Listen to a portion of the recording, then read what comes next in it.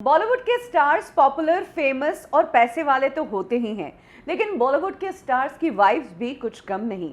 वो भी सेलिब्रिटी बन जाती है अपने पतियों के साथ रहते रहते, और पैसे की उन्हें भी कोई कमी नहीं होती। आज ऐसी ही एक स्टार वाइफ के बारे में बात करेंगे, जिनकी मुलाकात इस स्टार से तब हुई जब ये स्टार स्ट्रगलर था, जेब में ट्रैवल करने के भी पैसे नहीं थे।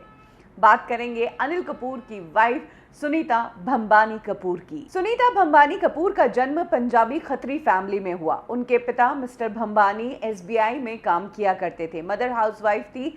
सुनीता की एक बहन भी है जो 1969 में मिस इंडिया यूनिवर्स बनी। कविता भंबानी इनका नाम है। अपनी बहन के ही नक्शे कदम पर सुनीता भी चल पड़ी।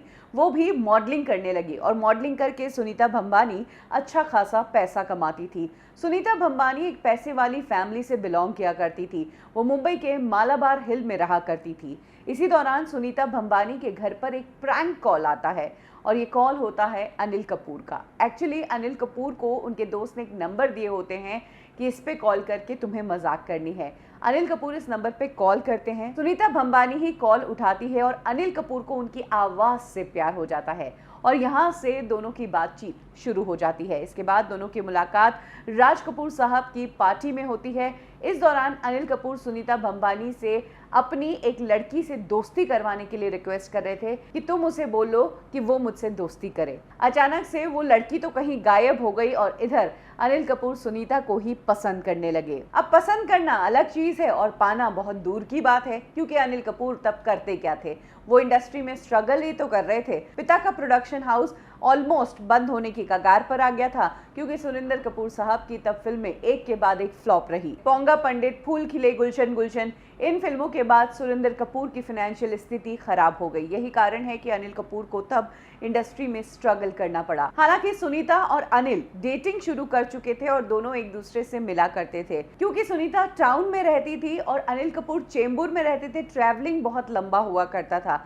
अगर अनिल कपूर बस से जाते तो बहुत लंबा पड़ता। यही कारण है कि सुनीता उन्हें कहती कि तुम कैब लेकर आ जाओ, लेकिन अनिल कपूर कहते कि मेरे पास कैब के इतने पैसे नहीं हैं। तब सुनीता ही उनके कैब के पैसे देती और खुद ही उन्हें मिलने के लिए बुलाती, और इस तरह से दोनों ने 11 साल तक अपनी डेटिंग कंटिन्यू रखी। फिर आया साल 1985। 17 मई का वो दिन था जब अनिल कपूर ने एक बड़े डायरेक्टर के साथ कॉन्ट्रैक्ट साइन किया।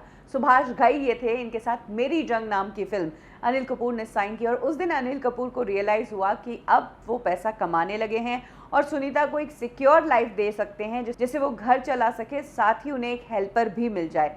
यानी कि एक अच्छी जिंदगी वो सुनीता को देने की स्थिति में थे। उस दिन अनिल कपूर ने सुनीता को कॉल किया और कहा कि मैं तुमसे सगाई करना चाहता हूँ। लेकिन दोनों में क्या बात हुई कि दोनों ने डिसाइड किया कि सगाई नहीं, हम तो शादी ही कर लेते हैं। तो 17 तारीख को मेरी जंग साइन की अनिल कपूर ने, और 18 तारीख को अनिल कपूर और सुनीता ने शादी कर ली, और इस तरह से उन्होंने सुनीता भंबानी को बना दिया सुनीता कपूर। अब अनिल कपूर की लाइफ सॉर्टेड थी। अब उन्हें सिर्फ और सिर्फ अपने करियर पर ही ध्यान देना था, और अनिल कपूर ने किया भी यही। इधर वाइफ मिल गई थी और उधर बोनी कपूर उनके लिए फिल्में ढूंढने लगे और उनके मैनेजर के तौर पर काम करने लगे। अनिल कपूर का करियर चल पड़ा और एक के बाद एक अनिल कपूर की फिल्में सुपर हिट होने लगी। इसी दौरान सुनीता, जो कि एक मॉडल थी, उन्होंने घर गृहस्थी में ध्यान देना शुरू किया और अनिल कपूर के साथ अपनी फैमिली बनाई। उन्होंने रिया, सोनम और हर्षवर्धन को जन्म दिया। 3 बच्चों से वैसे तो टाइम नहीं मिलता, लेकिन सुनीता फिर भी कुछ करना चाहती थी।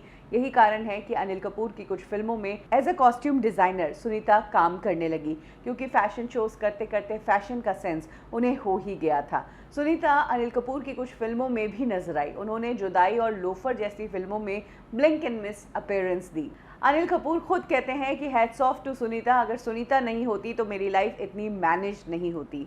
मेरी जिंदगी में जो बैलेंस आया है वो सुनीता के कारण ही आया है। वहीं बात करें अगर सुनीता की, तो एज अ वाइफ सुनीता के लिए ये सफर काफी टफ रहा, क्योंकि स्टार वाइफ्स जो होती है उनका जीवन वैसे ही टफ होता है। उनके पति एक अट्रैक्शन होते हैं और हर दूसरी लड़की उनसे अट्रैक्ट होती है। और अनिल कपूर तो उस दौरान सारी यंग एक्ट्रेसेस के साथ काम कर रहे थे, और कुछ एक्ट्रेसेस के साथ तो उनकी जोड़ी को इतना पसंद किया गया कि जोड़ी बार बार रिपीट हुई, जैसे कि श्रीदेवी जो उनकी भाभी थी और दूसरी माधुरी दीक्षित। इनफैक्ट अनिल कपूर की एक के बाद एक फिल्में जब माधुरी के साथ हिट होने लगी, तब माधुरी और अनिल कपूर के अफेयर के भी चर्चे आने लगे।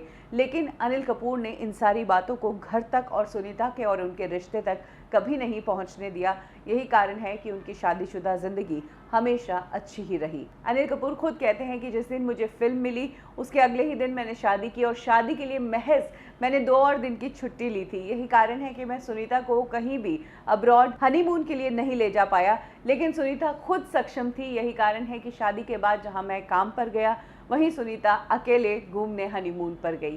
कुछ इस तरीके से कहानी बनी अनिल कपूर और सुनीता की।